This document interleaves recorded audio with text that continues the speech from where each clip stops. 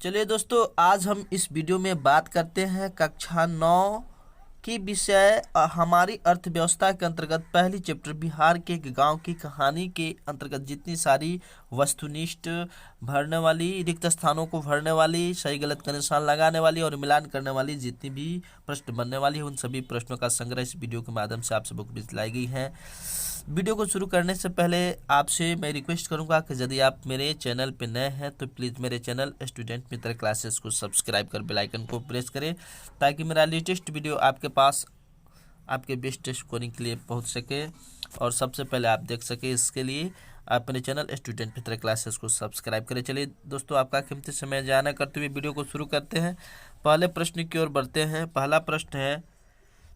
पहला जो प्रश्न है वह सही संकेताक्षर यानी ऑब्जेक्टिव प्रश्न है। पहला प्रश्न है, उत्पादन के प्रमुख साधन कितने हैं? जी हाँ दोस्तों, उत्पादन के प्रमुख कितने साधन होते हैं? तो उत्पादन के प्रमुख 5 साधन होते हैं, इसलिए इसका सही जवाब हो जाएगा ग नंबर ऑप्शन। अगले प्रश्न की ओर बढ़ते हैं। अगला प्रश्न है दोस्तों, उत्पादन का अर्थ है। तो उत्पादन का अर्थ क्या होता है दोस्तों? तो उत्पादन का अर्थ होता है उपयोगिता का सृजन। उपयोगिता का सृजन करना ही उत्पादन कहलाता है, इसलिए इसका सही जवाब हो जाएगा ख नंबर ऑप्शन। ख इज ए करेक्ट ऑप्शन। मतलब बुक में जिस टाइप से ऑप्शन दिया हुआ है उसी टाइप से इसमें भी टाइप की गई है। अगले प्रश्न की ओर बढ़ते हैं दोस्तों। अगला प्रश्न, उपयोगिता का निष्क्रिय साधन है। जी हाँ दोस्तों, तो इसमें पूछी जा रही है कि उपयोगिता का निष्क्रिय साधन क्या है? तो उपयोगिता का निष्क्रिय साधन भूमि है, इसलिए इसका सही जवाब हो जाएगा घ नंबर ऑप्शन। घ इज ए करेक्ट ऑप्शन। अगले प्रश्न की ओर बढ़ते हैं दोस्तों। अगला प्रश्न दिया हुआ है, निम्नलिखित में से भूमि की विशेषता कौन सी है? जी हाँ दोस्तों, तो निम्नलिखित में से भूमि की विशेषता क्या है?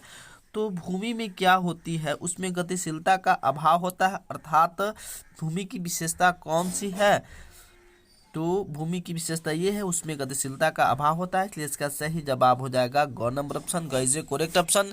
अगले प्रश्न की ओर बढ़ते हैं दोस्तों। अगला प्रश्न दिया हुआ है, अर्थशास्त्र में भूमि का तात्पर्य है। जी हाँ दोस्तों, अर्थशास्त्र में भूमि का तात्पर्य क्या होता है?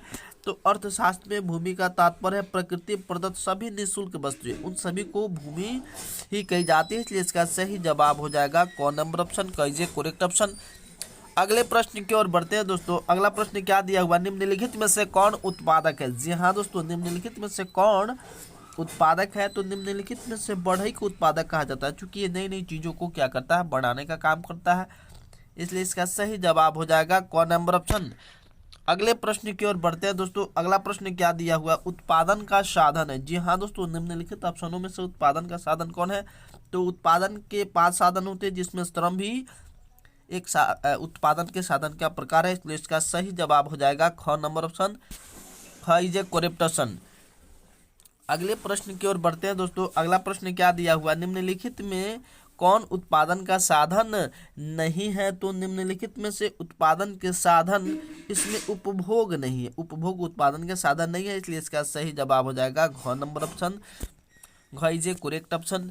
अगले प्रश्न की ओर बढ़ते हैं दोस्तों। अगला प्रश्न, निम्नलिखित में से कौन पूंजी है? जी हाँ दोस्तों, निम्नलिखित में से कौन पूंजी है? तो निम्नलिखित में से किसान का जो हल होता है, किसान का हल, वह क्या है, एक प्रकार की पूंजी है, इसलिए इसका सही जवाब हो जाएगा ग नंबर ऑप्शन। ग इज ए करेक्ट ऑप्शन। अगले प्रश्न की ओर बढ़ते हैं दोस्तों। अगला प्रश्न क्या दिया हुआ है, जो व्यक्ति व्यवसाय में जोखिम का वहन करता है उसे क्या कहते हैं? तो जो व्यक्ति व्यवसाय में जोखिम का वहन करता है उसको साहसी कहते हैं, इसलिए इसका सही जवाब हो जाएगा ग नंबर ऑप्शन। अगले प्रश्न की ओर बढ़ते हैं। अगला प्रश्न क्या दिया हुआ है, निम्नलिखित में से कौन श्रम के अंतर्गत आता है?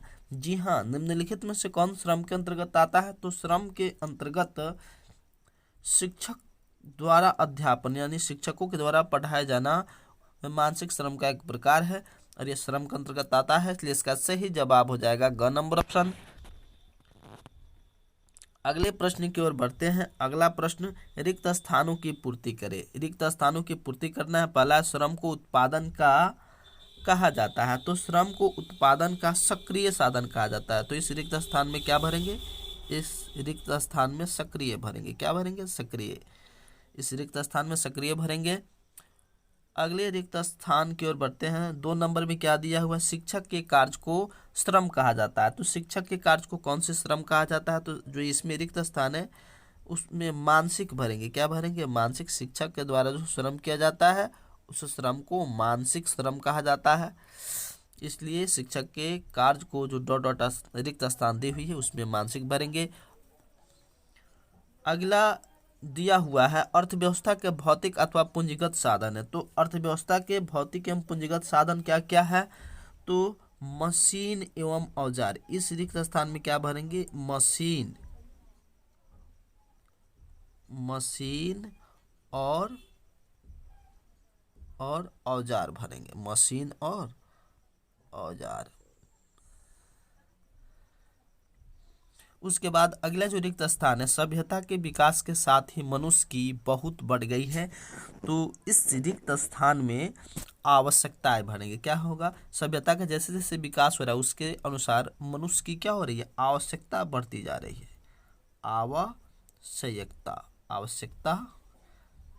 आवश्यकताएं बढ़ती जा रही है। तो इस रिक्त स्थान में हम लोग क्या भरेंगे? आवश्यकताएं भरेंगे। अगले प्रश्न की ओर बढ़ते हैं। अगला प्रश्न क्या दिया हुआ है? वस्तुओं और सेवाओं का उत्पादन विभिन्न साधनों के से होता है। तो इस रिक्त स्थान में हम क्या भरेंगे?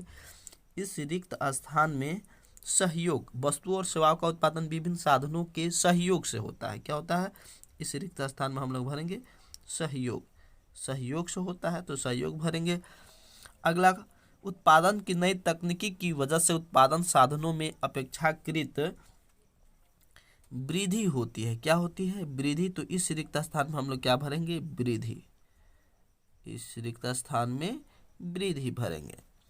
अब अगले प्रश्न की ओर बढ़ते हैं। अगला प्रश्न क्या दिया हुआ है?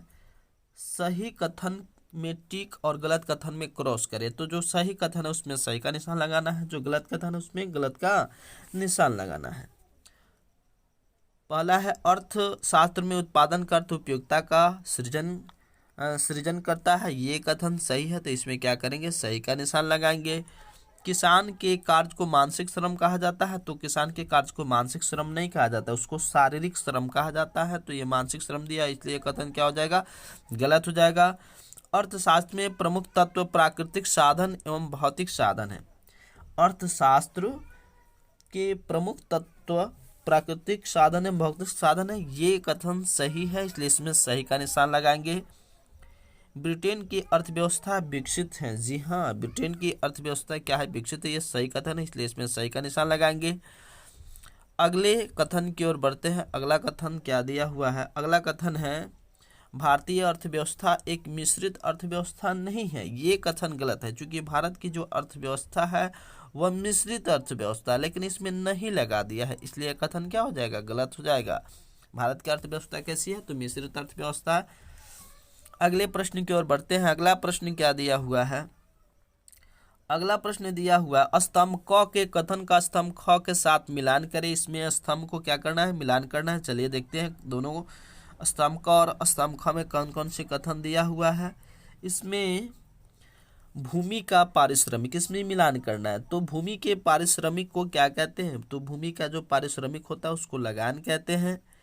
और श्रम का पारिश्रमिक यानी जो व्यक्ति श्रम करता है तो श्रम के बदले में उसको क्या मिलती है? तो श्रम के बदले में उसको मजदूरी मिलती है इसलिए इसको मिलाएंगे इससे। पूंजी का पारिश्रमिक यानी पूंजी से हमको पारिश्रमिक रूप में क्या प्राप्त होता है? तो जब हम पूंजी लगाते हैं तो पूंजी से पारिश्रमिक रूप में हमको क्या प्राप्त होता है? ब्याज प्राप्त होता है। उसके बाद में व्यवस्थापक का पारिश्रमिक। तो जो व्यवस्थापक होते हैं उनको पारिश्रमिक के तौर पे क्या मिलता है? तो उनको पारिश्रमिक के तौर पर वेतन मिलता है। और साहसी का पारिश्रमिक। तो साहसी को पारिश्रमिक के तौर पे क्या मिलता है? तो इनको मिलता है लाभ। क्या मिलता है? लाभ। इस प्रकार इन कथनों को मिलान करेंगे। यदि आपको ये मेरा वीडियो पसंद आया हो तो प्लीज़ मेरे चैनल स्टूडेंट मित्र क्लासेस को सब्सक्राइब कर बेल आइकन को प्रेस करें, क्योंकि इस चैनल के माध्यम से वर्ग 9वीं एवं 10वीं की संपूर्ण पुस्तक की सब्जेक्टिव एवं ऑब्जेक्टिव प्रश्न आप सबको लाई जाएंगी। चलिए आपसे मिलते हैं अगले वीडियो में। Thank you so watching for my video. Thank you so very much.